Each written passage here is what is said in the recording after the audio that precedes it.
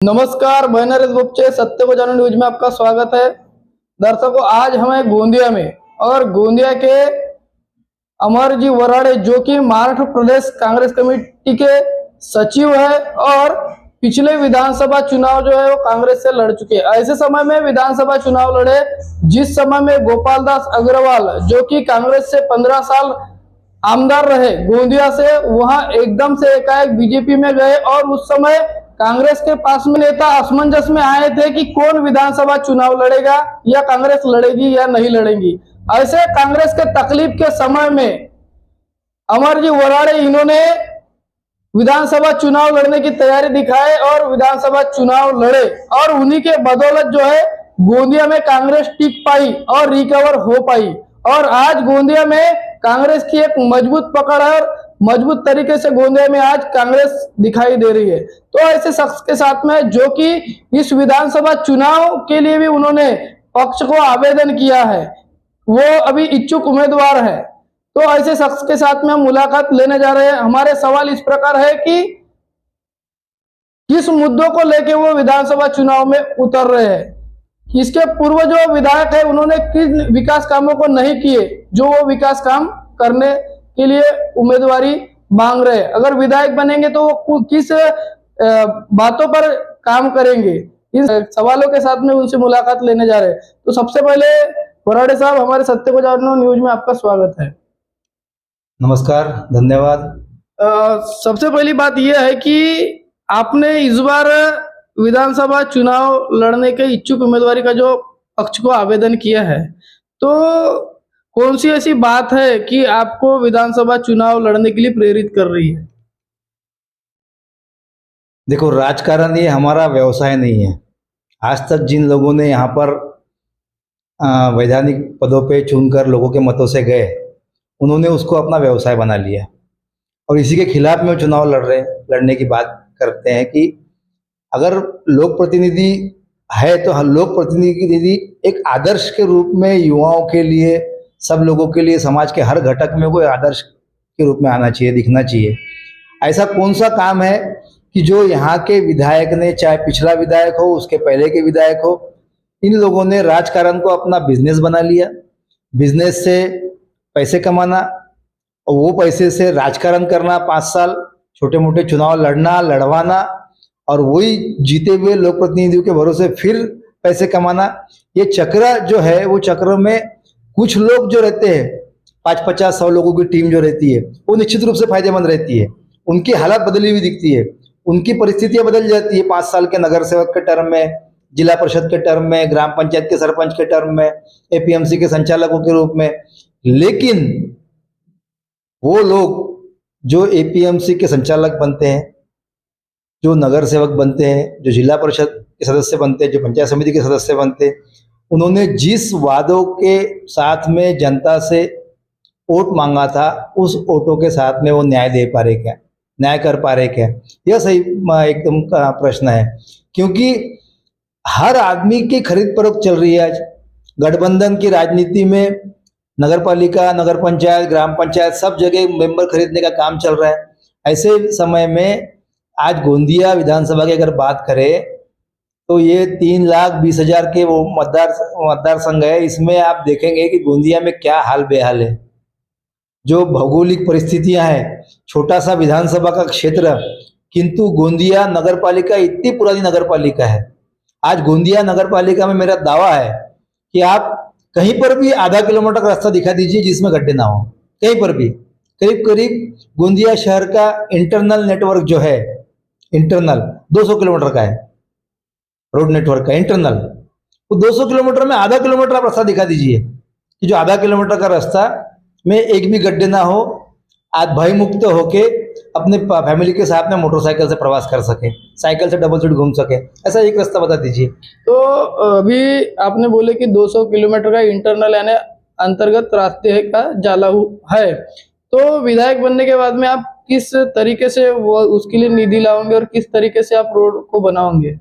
निधि तो सरकार देती है, हम अपने प्रयासों से अलग से निधि लाएंगे वो अलग बात है, किंतु जो निधि मिलती है वो निधि से ठेकेदारों का जेब भरने के बजाय जिस काम के लिए वो निधि आई है, ठेकेदार भी अपना प्रॉफिट कमा ले, लेकिन जिस काम के लिए निधि आई है, निधि क्या है, किस काम के लिए आई है कि वहां से लोगों को यातायात की सुविधा प्रॉपर मिले, वो रोड में गड्ढे ना हो, बारिश में रात में लाइट नहीं भी रहा तो भी लोग भयमुक्त होकर प्रवास कर सके।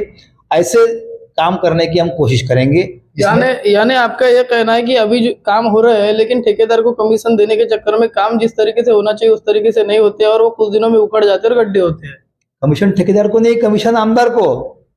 अच्छा, कमीशन ठेकेदार तो अपना पैसे कमा लेता है, वो काम इसलिए नहीं कर पाता कि वो ये विधायकों को इतने पैसे देना पड़ता है कि उससे वो काम ही नहीं कर पाते, उसकी गुणवत्ता नहीं टिका पाते, उसकी क्वालिटी मेंटेन नहीं कर पाते। ये प्रश्न चिन्ह है। तो ये जो आरोप है आपका, ये अभी वर्तमान आमदार के ऊपर है कि माजी आमदार के ऊपर है? मैं किसी का नाम नहीं लूंगा, मेरी वो आदत भी नहीं है, किंतु आमदारों ने जिन्होंने लोगों का वोट लेकर चुन के आए, उन्होंने अपना आईने में अपना चेहरा देखना चाहिए कि मैंने 5 साल में सही में गोंदिया के लोगों के लिए क्या किया। आज गोंदिया अंतिम छोर है, रोड नेटवर्क में, रेल नेटवर्क में, और अभी हवाई यातायात के नेटवर्क में भी गोंदिया का नाम पूरे देश के नक्शे पे आता है। ऐसे समय में यहाँ पर उद्योग धंधे, जो राइस मिल का हब था यहाँ पर, आधी राइस मिलें बंद पड़ी है, यहाँ पर नए उद्योग तो आ ही नहीं रहे कुछ भी। व्यवसाय गोंदिया के आप पूरे गांव में जाके देखो, आपको आधे लोग दिखेंगे जो हैदराबाद, बेंगलोर, नागपुर, औरंगाबाद, पुणे, मुंबई समान जगह में कमाने के लिए जा रहे हैं। क्या गोंदिया के लोग गोंदिया में पैसे नहीं कमा सकते? तो फिर गोंदिया के लोग गोंदिया में पैसे कमाना चाहिए, राइस मिल बंद है, तो इसके लिए क्या योजना आपने आके हो, अगर आप विधायक बन जाते तो क्या करोगे आप? हमारे पास में विकास का रोड मैप तैयार है। जब जनता आशीर्वाद देंगी तो निश्चित रूप से उस रोड मैप के साथ में जाएंगे। स्थानीय युवाओं को यहीं पे रोजगार मिले ऐसी व्यवस्था हम करेंगे, और यहाँ के जो छोटे हाथ पे कमाने वाले लोग हैं उनको भी अपना व्यवसाय यहीं पे करके कहीं भटकना ना पड़े, वो भी अपनी रोजी यहीं पे कर सके। जो खेती कर रहे लोग, जो खेती की सब्जियां हमारी हमको बाहर भेजना पड़ता है, वो सब्जियां को अच्छा रेट मिले, उनको उनके उत्पादन खर्च जो होता है उससे कम से कम 2 पट 3 पट उनको भाव मिल सके। उसके लिए यहाँ बड़ी अगर बाजार पेट होगी, अगर यहाँ वो लोग बाहर से खरीदने के लिए आएंगे तो यहाँ का माल यहाँ बिकेगा, नहीं तो उनको अपने कौड़ी मोल के भाव में अपना माल बाहर जाके बेचना पड़ेगा 100 किलोमीटर 200 किलोमीटर दूर नागपुर के मंडी में जाके। ये उसके लिए हमारे पास प्लानिंग तैयार है। तो जिस तरीके से आपने अभी तक चर्चा की है, तो उसके माध्यम से ये समझ में आ रहा है कि गोंदिया के रास्ते, राइस मिल, बेरोजगारी और किसानों के जो माल को है वो कैसे ज्यादा से ज्यादा रेट हम दे सके, इन विषयों पे आप काम करने के मंशा में दिखाई दे रहे हो। उसी प्रकार गोंदिया में अभी वर्तमान में देखा गया कि कई जगह पानी भर गया, नालियां चौक हो गई।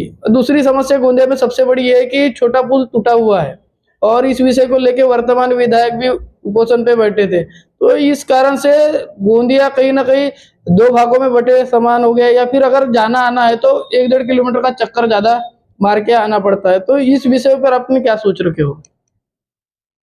गोंदिया का जो ब्रिज है वो डिसमेंटल होके 5 साल के ऊपर हो गए। आज 5 साल हो गए डिसमेंटल होके, काम चालू करना ही था तो अभी तुरंत कर देना था।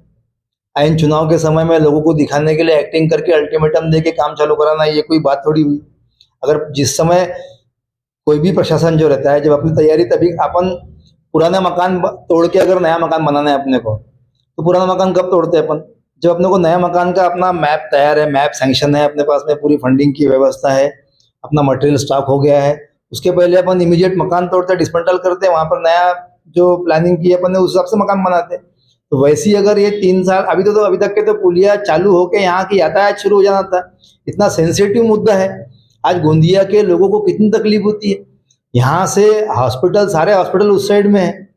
अगर हॉस्पिटल में जाना है किसी को, अगर वो ट्रैफिक जाम हो जाए ब्रिज पे, तो 1-1.5 घंटा तक के वहाँ हॉस्पिटल नहीं पहुँच सकता। ये छोटा ब्रिज मतलब गोंदिया शहर के दोनों भागों को कम समय में जोड़ने वाला ब्रिज था। ये इसको बहुत तत्काल रूप से बनाना जरूरी था, किंतु लोक प्रतिनिधियों की उदासीनता के कारण यह प्रश्न पीछे रह गया। और मैं लोगों से अपील करना चाहूँगा कि इसका खामियाजा जो लोगों ने भुगता है, अभी निश्चित रूप से लोग भी उसका बदला आने वाले विधानसभा के चुनाव में इन लोक प्रतिनिधि से लेने वाले हैं। इसके व्यतिरिक्त शिक्षा और आरोग्य के बारे में क्या योजना है या क्या कुछ कमी अभी वर्तमान में दिखाई दे रही है कि आपको, और आगे आप उसमें क्या डेवलपमेंट लाएंगे? आरोग्य के तो हाल बेहाल है। गोंदिया में तालुका में इतने सब सेंटर है, इतनी पीएससी है, नगर पालिका के दवाखाने हैं, उन दवाखानों में, उन पीएससी में, सब सेंटर में एक आदमी नहीं आता। यहाँ से 25 किलोमीटर दूर बसने वाला आदमी भी अपने यहाँ पे 2 टाके भी मारना होगा तो अपने पीएससी में जाके टाके नहीं मारता, गंगाबाई केटीएस में आके भी टाके नहीं लगाता, वो सीधा यहाँ के जो प्राइवेट हॉस्पिटल है वहाँ जाके टाके लगवाता है। जो काम उसको गांव के पास में उसको फ्री में होना चाहिए, उसी काम के लिए उसको गोंदिया आके 5,000 रुपये खर्चा करना पड़ता है। छोटी मोटी बीमारी का इलाज करने के लिए लोगों को प्राइवेट दवाखाने में, क्योंकि नेटवर्क इतना खराब हो चुका है कि कोई डॉक्टर यहाँ काम नहीं कर रहे।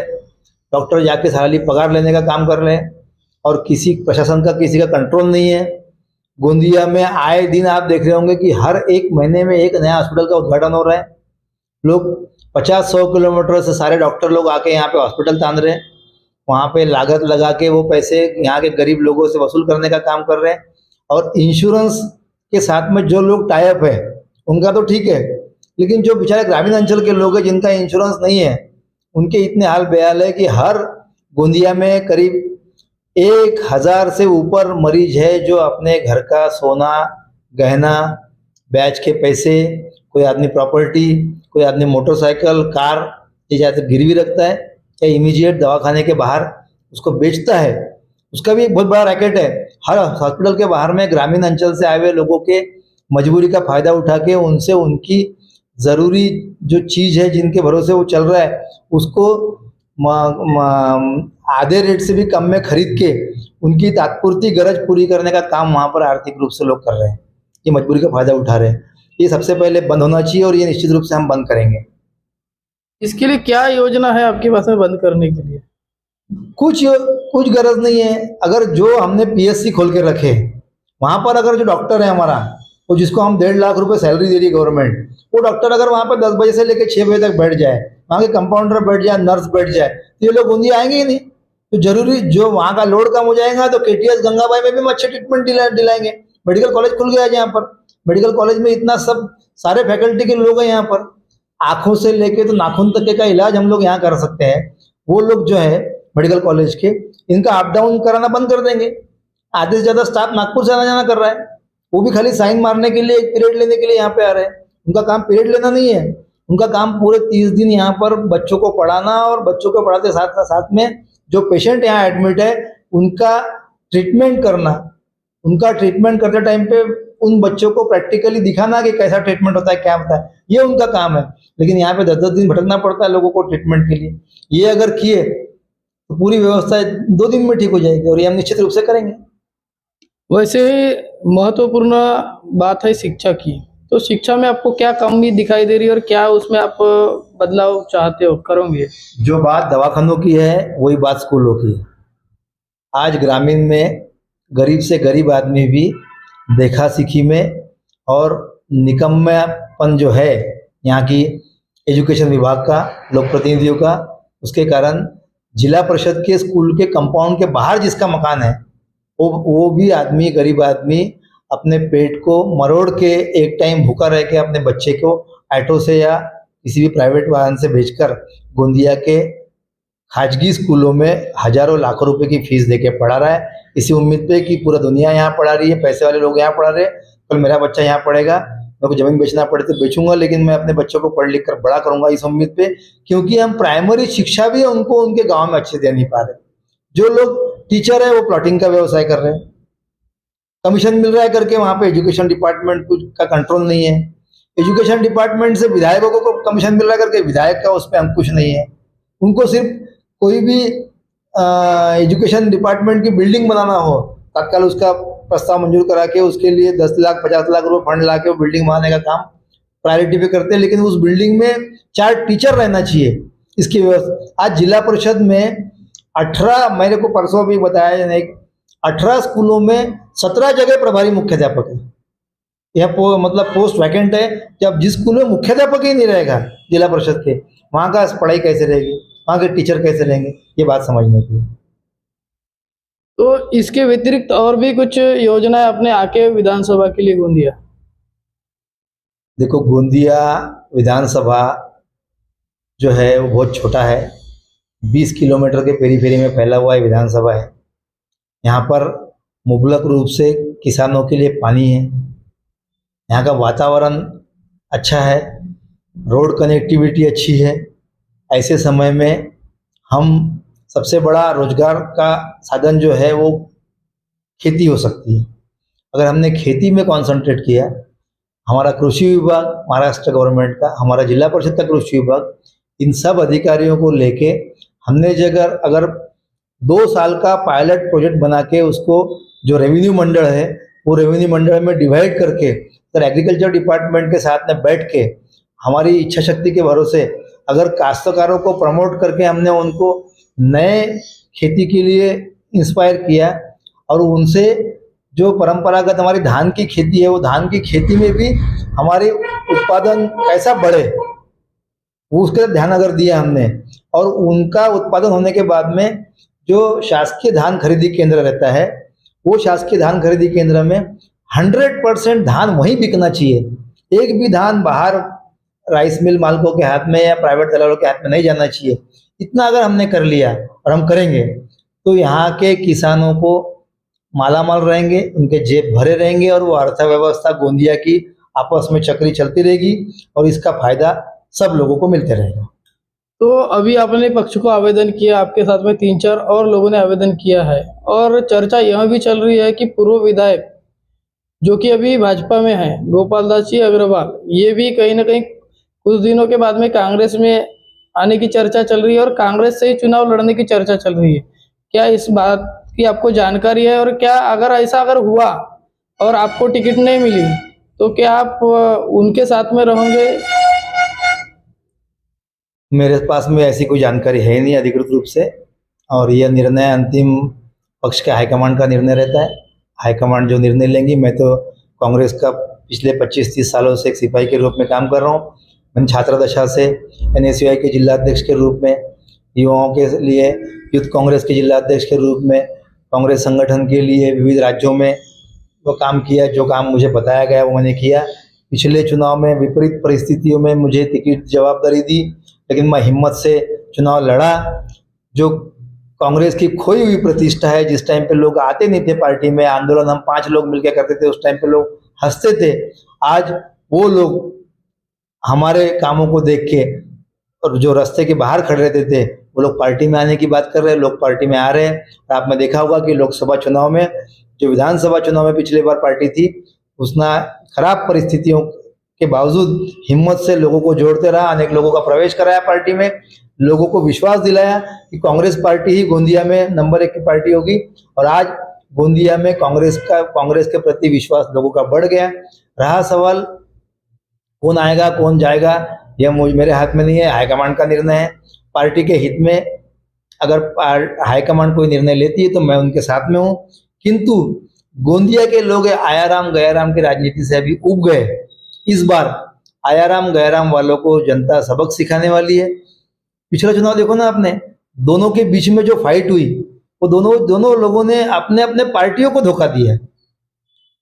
एक ने कांग्रेस को धोखा दिया, एक ने कांग्रेस को धोखा देके बीजेपी से लड़ा, एक ने बीजेपी को धोखा देके निर्दलीय लड़ा। अब ऐसे जो लोग रात दिन जिन्होंने अपना उनका पूरा बचपना उनके पार्टी में गया, वो लोग अगर वहां से अपने पार्टी के साथ में न्याय नहीं कर सकते तो ये क्या पब्लिक के साथ में न्याय करेंगे, ये क्या जनता के साथ में न्याय करेंगे।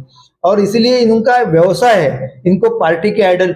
मुझे बताइए, मैं पूछना चाहता हूँ विनोद अग्रवाल जी से कि आपकी बीजेपी की आइडियोलॉजी थी, आप RSS से जुड़े हुए थे, मैं जानता हूं उनको 25-30 सालों से, उन्होंने RSS के लिए काम किया है, RSS के लिए काम किया, RSS से जुड़े थे वो।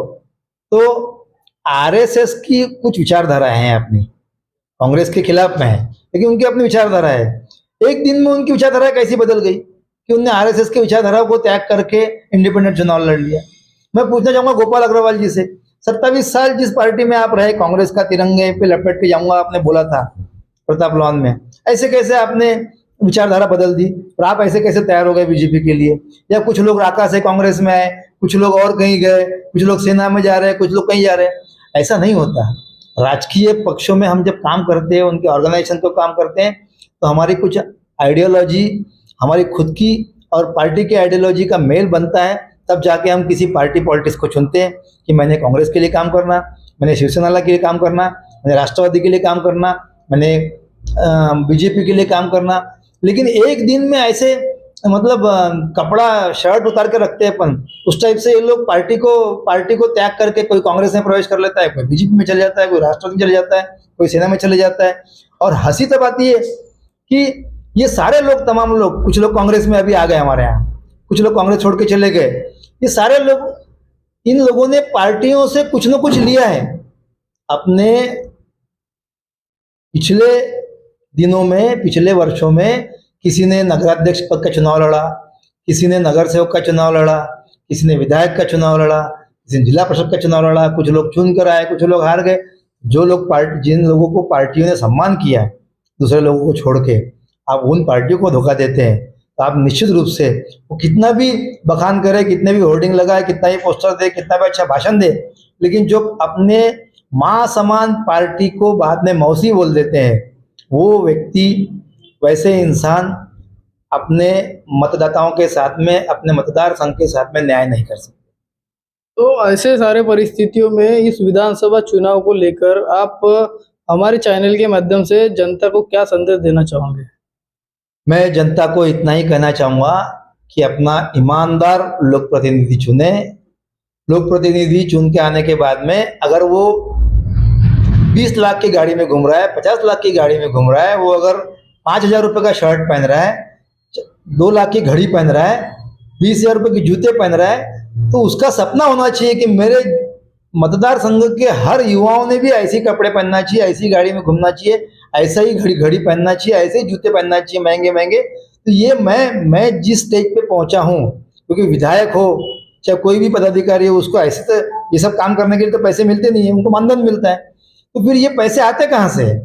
और अगर ये लोग व्यापार से पैसे कमाते हैं, तो अपना आदर्श के रूप में अपने मतदार संघ के युवाओं को उन्हें आह्वान करना चाहिए कि आप भी, मैं जो व्यापार कर रहा हूँ वो आप भी करिए। बताना चाहिए युवाओं को, अपने जिले के बेरोजगार युवाओं को, कि यह व्यापार करने से आदमी बड़ा बनता है, यह व्यापार करने से आदमी का व्यक्तिमत्व विकास होता है। और जैसा मैं व्यापार कर रहा हूँ, क्योंकि ये सारे नेताओं के व्यापार क्या चल रही है, अपने खुद के व्यापार के बारे में बात ही नहीं करते कि मैं आइडियोलॉजी, आदमी का आदर्श होना चाहिए विधायक, कि नहीं हमारा विधायक खेती करता है, उसने 20 एकड़ खेती में साल के 1 करोड़ रुपए कमाता है, क्यों नहीं हमारे ग्रामीण विभाग के लोग भी उसको देख के इंस्पायर होंगे। अगर हमारा विधायक ने कोई मॉल खोला, कोई दुकान खोला, कोई कपड़े की दुकान खोला, किराने की दुकान खोला, वो भी सोचेगा कि मैं भी किराने की दुकान लगा के कल विधायक बन सकता हूँ, मैं भी कल बड़ा आदमी बन सकता हूँ। तो बताया तो सही है कि ये कौन सा व्यापार करते हैं, ये अपना खुद का व्यापार छुपाते हैं और लोगों को बेरोजगार करते हैं। मैं अगर विधायक बनूंगा तो मैं बताऊंगा कि लोगों को मैं जो करता हूँ वो आप भी करो, लोगों को इंस्पायर करूंगा। और विधायक आदर्श होना चाहिए, आपकी हरकतें ऐसी होना चाहिए कि लोगों को, छोटे बच्चों को भी लगना चाहिए कि नहीं हमारा विधायक आदर्श है। घर के माँ बाप को लगना चाहिए कि विधायक के आदर्श के रूप में एक्सेप्ट होकर करके लोगों को बोलना चाहिए कि देख बेटा, अपने गांव का आमदार जो है वैसा तेरे को बनना है। आज हमारे घर के कोई पेरेंट्स बोल सकते क्या विधायक समान आदमी बनना चाहिए, बनना है करके? ये बात समझने की गरज है। यहाँ की जनता भोली भाली है, भोली भाली जनता को बरगलाने का काम पिछले कई वर्षों से हो चुका है। मेरी आपके माध्यम से जनता को अपील है कि इस बार ईमानदार, स्वच्छ छवि वाला विधायक इन लोगों ने चुनना चाहिए। तो दर्शकों, देखा आपने, हमारे साथ में थे महाराष्ट्र प्रदेश कांग्रेस कमेटी के सचिव अमर वराड़े, जो कि पिछले विधानसभा चुनाव लड़े और पक्ष ने इनको टिकट भी दिया। उस समय पक्ष की विपरीत परिस्थितियां थी और उस समय उनको टिकट मिली। अब भी उन्होंने आवेदन किया है, तो अब अच्छी परिस्थिति होने के बाद क्या इनको पक्ष टिकट देगा या नहीं देगा, ये भी बहुत बड़ा सवाल है दर्शकों। और ऐसे में पक्ष अगर टिकट देता है तो जनता का आशीर्वाद इन्हें मिलता है या नहीं मिलता, ये भी देखना बाकी रहेगा दर्शकों। आपने देखा इनकी क्या विचारधारा थी, कौन से मुद्दों को लेकर ये विधानसभा चुनाव लड़ने जा रहे हैं। तो ऐसे ही खबर मुलाकात के लिए सत्य को जानो न्यूज को देखते रहिए। मिलेंगे अगली खबर में, तब तक के नमस्कार।